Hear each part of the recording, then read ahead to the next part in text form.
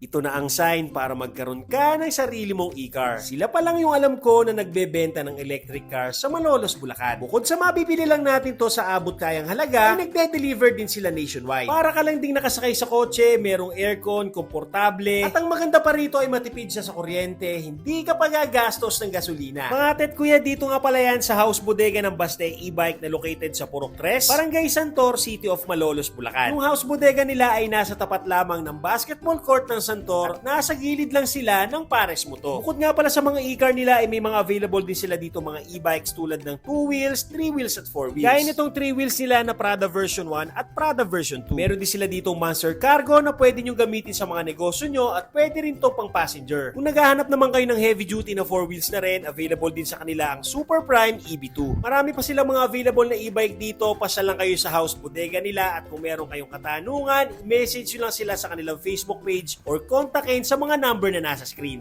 Grabe, ang cute naman nito. Bossing, para. Boss, pwede ba makisakay dyan? Tara na, sir. Oh, lamig ah. Oh, sir, may aircon na to. Lamig din ah. Oh, sir. Sir, gaano kalayo ang pwedeng mabiyahe nito nung gantong e-car? Ang range nito, sir, is up to 60 kilometers. Ah, malayo din Sa ah. isang full charge, sir. Ang maganda sa e-car na to, sir, is naka 2,000 watts na. 60 volts, 52 amperes na battery. Kaya, sir, ang range niya sa isang full charge ay umaabot na sa 60 kilometers.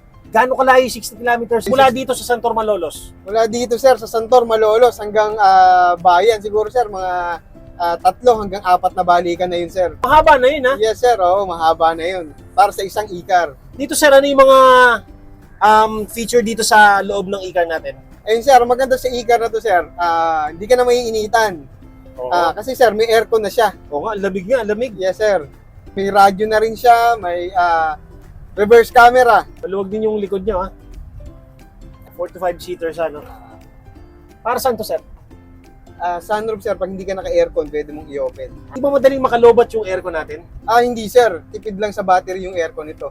Tsaka, maganda sa aircon, sir, is may level siya. Kung gaano kalakas na aircon lang yung gusto mo. Kung mas malamig, pwede. Yes, sir. Kung sakto lang, pwede rin no? Yes, sir, pwede rin. Siyempre, sir, pag mababa lang ang level ng aircon, is mas tipid siya sa kanyang battery. Isa to, sir, sa mga best seller namin. Kasi, sir, isipin mo, sir, rain or shine, magagamit mo to. Isa sa ulanan ano? Pwede sa ulan, sir, pwede sa araw. Saka komportable gamitin. Komportable, sir. Lalo, sir, sa mga may bata.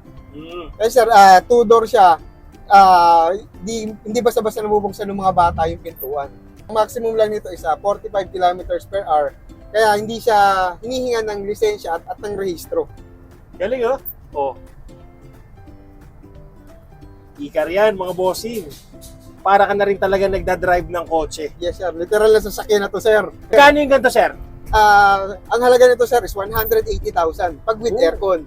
Pwede silang cash, pwede mag-installment. Yes, sir. Pwede siyang cash, pwedeng installment via home credit or credit card, sir. Okay din no, yung takbo niya no.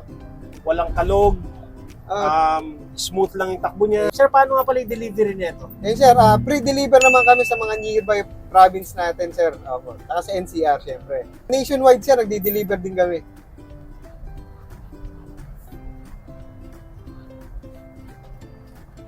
Yan. Diba, parang kotse rin, no? Oh. Tignan nyo. Ang cute, oh. Kasya dito, mga 5 tao, sir, no? 5, sir, 5. 2 sa harap, 3 sa likod. Okay. Tingnan nyo naman kung gaano ka-cute, oh. Parang kotse na talaga, oh. Dito naman sa hood niya, sir, ang makikita natin is yung kanyang condenser ng aircon.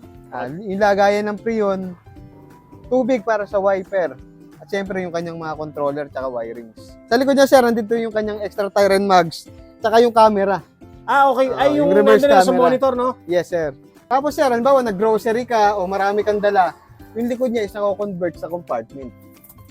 Ah, okay pala. Lumag pala, no? Ayan, sir, compartment na buong likod niya. Pwede rin pala pang hako to, sir, na kung ano-ano, no? Yes, sir. Kaya pwede to sa mga may estudyante, sa mga nag-grocery. Tama-tama to, sir. At eto nga mga atet kuya, meron silang mas affordable 130k lang. Ito yung Vina electric car, hindi ito aircon, 1000 watts original motor, 60 volts, 52 ampere battery, 4 to 5 seaters na. Dito po sa Baste e-bike, lahat po ng hinahanap mong e-bike ay meron. Meron kami pang pamilya, meron pang service, syempre meron pang hanap buhay. Tapos meron din po kaming branch sa Poblasyon, Pandi, Bulacan. Dahil hindi lang yan basta e-bike, Baste e-bike yan.